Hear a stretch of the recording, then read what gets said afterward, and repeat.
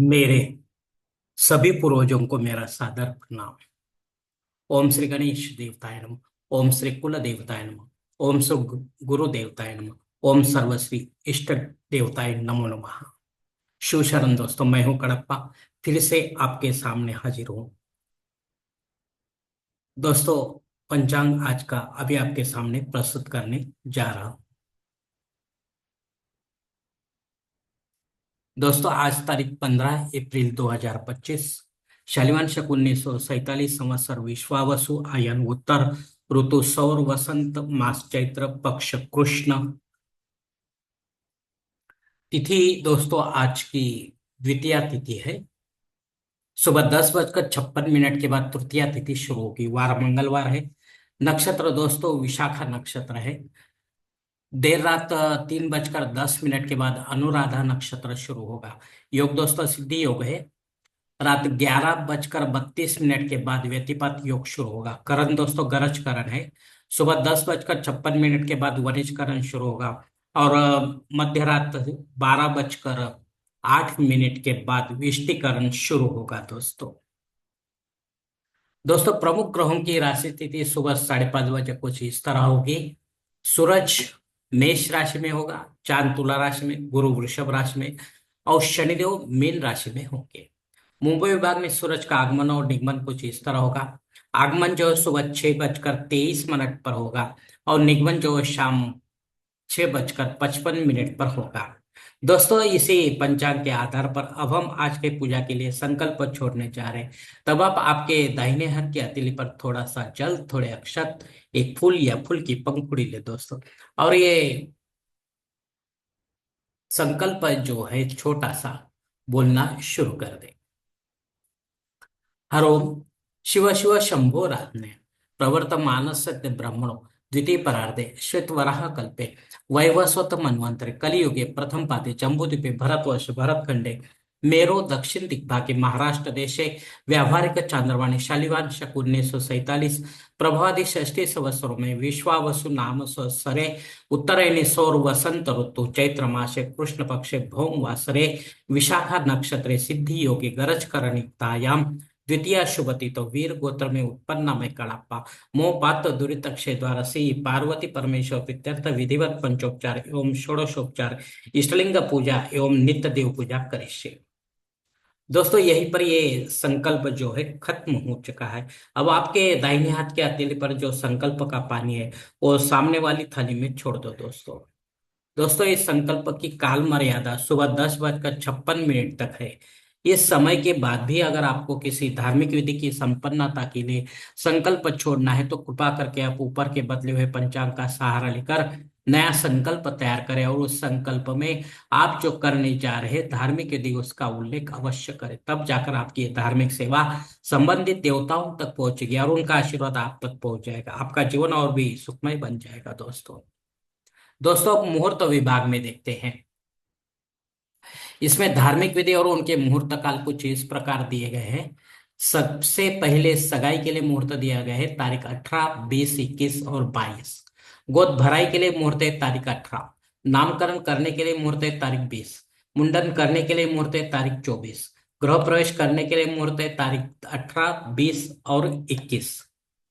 अब मुहूर्त के दूसरे भाग में भी देखते हैं दोस्तों। जनेऊ संस्कार के लिए, वास्तु शांति के लिए, भूमि पूजन और पाया भरने के लिए इस मास में अब कोई मुहूर्त नहीं है दोस्तों। दोस्तों, शादी ब्याह करने के लिए मुहूर्त है तारीख 18, 19, 20, 21, 22 और 25।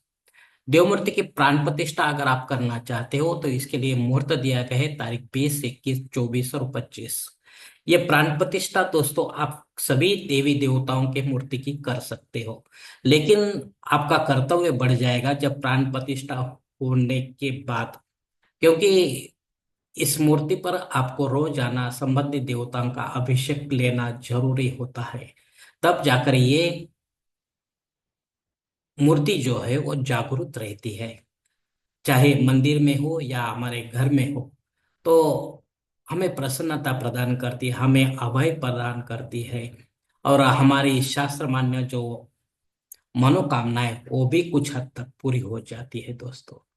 मंदिर में भी पंडित के माध्यम से रोजाना इस मूर्ति पर अभिषेक युक्त सेवा होती है, पूजा अर्चा होती है, तब जाकर हमें मंदिर में प्रसन्नता लगती है दोस्तों। मूर्ति भी हमें प्रसन्न लगती है दोस्तों। इसका कारण केवल अभिषेक ही है और कुछ नहीं है दोस्तों। प्राण प्रतिष्ठा होने के बाद अभिषेक विधिवत पंडित के माध्यम से दोस्तों। घर पर अगर हम करना चाहते हो तो अभिषेक आप खुद कर सकते हो, पंडित के माध्यम से आप सीख ले दोस्तों। दोस्तों, ऊपर दिए गए कुछ मुहूर्तों की तारीखों में समय की पाबंदी हो सकती है।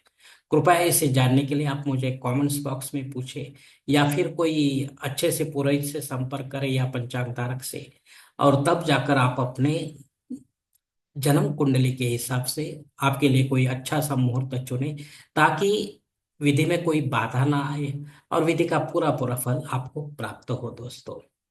और अगर ऐसा मुहूर्त आपको नहीं मिल रहा है तो फिर आप खुद होके या पंडित के माध्यम से नया कोई मुहूर्त निर्माण करने की कोशिश ना करो दोस्तों, क्योंकि वो मुहूर्त मुहूर्त नहीं होगा तो आपको उसका कुछ भी फायदा नहीं होगा दोस्तों। दोस्तों, पंचांग में दी गई और कुछ महत्वपूर्ण जो जानकारी है वो अब हम देखते हैं। पंचांग शुद्धि नहीं है दोस्तों, वार मंगलवार है होने के कारण। दिन विशेष दोस्तों, मध्य रात 12:08 के बाद भद्रा योग शुरू होगा। ये राहु इसका स्वामी होने के कारण ये काल में आपको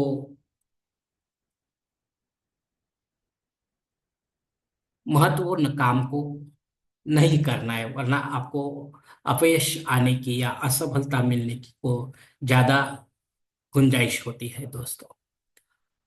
दोस्तों, तृतीया श्राद्ध कर्म भी है।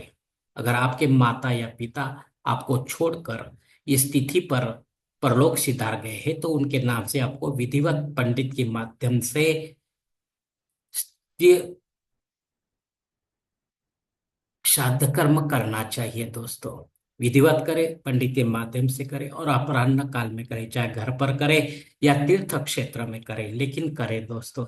तब जाकर आपकी ये पितर सेवा आपके पितरों तक पहुंचेगी और उनका आशीर्वाद आप तक पहुंच जाएगा। आपका जीवन और भी सुखमय बन जाएगा दोस्तों।